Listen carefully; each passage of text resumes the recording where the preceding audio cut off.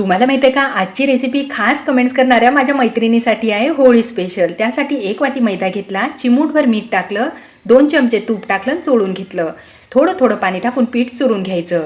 सारण बनवण्यासाठी मिक्सरच्या भांड्यात अर्धी वाटी साखर, अर्धी वाटी खोबरा खीस, काजू, बदाम, वेलची टाकून एकदम बारीक असं फिरून घेतलं. अजून काही घालायचं असेल तेही घालू शकता.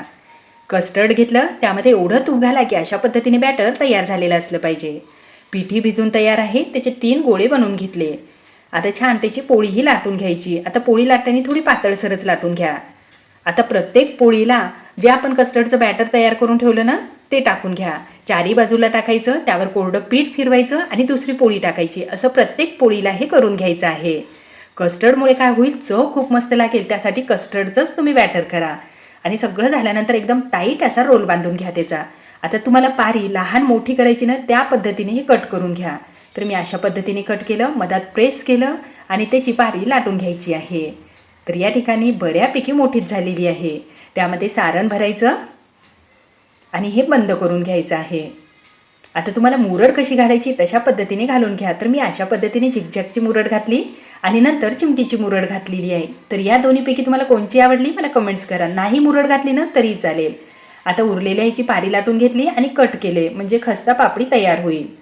तर हलकंसं तेल गरम झाल्यानंतर त्यामध्ये हे सोडायचं, उलट पुलट करून छान लालसर होईपर्यंत बारीक गॅसवर मस्त हे तळून घ्यायचं. अजिबात तेलकट होत नाही आणि फुटत सुद्धा नाही. तर या ठिकाणी पाहू शकता, छान कलर तर खूप सुरेख आलेला आहे. आणि जे आपण खस्ता पापडी केली ना, ती सुद्धा तळून घ्यायची आहेत. मस्त तेलाही छान अशा लेअर सुटलेल्या आहेत. तर एकाच याच्यात तुम्ही 2 रेसिपी बनवू शकता. तर या ठिकाणी थोडा 2 तारी पाक बनवला, त्यामध्ये ही पापडी बुडवली आणि वरून खोबरा खीस टाकला. करंज्याही तयार आहेत. जर तुम्हाला पाकातली करंजी खायची असेल ना, तर दाट पाकामध्ये टाका, उलट पुलट करा आणि या ठिकाणी पाकातली करंजी तयार आहे. तर पाहू शकता, दिसायला तर खूप मस्त अशा हे करंज्या दिसत आहेत. आणि ही खस्ता पापडीसुद्धा खूप मस्त झाली. कोणी याला चिरोटेसुद्धा म्हणते. लेअर तर पाहू शकता, 1 नंबर अशी झालेली आहे. हे पहा, खूप सारे असे लेअरसुद्धा सुटलेले आहेत. चव तर म्हणसाल खूप भारी आलेली आहे. तर या ठिकाणी ही करंजी मी पाकात टाकली नव्हती, म्हणजे अशीच ठेवली होती. ज्याला कोणाला पाकातली आवडत नाही ना, त्यांनी अशीच खा. हे पहा, आम्ही याला करंजाच म्हणतो. तुम्ही काय म्हणता? कोणी याला गुजियासुद्धा म्हणते. आता होळीला बरेच ठिकाणी हे बनवल्या जाते.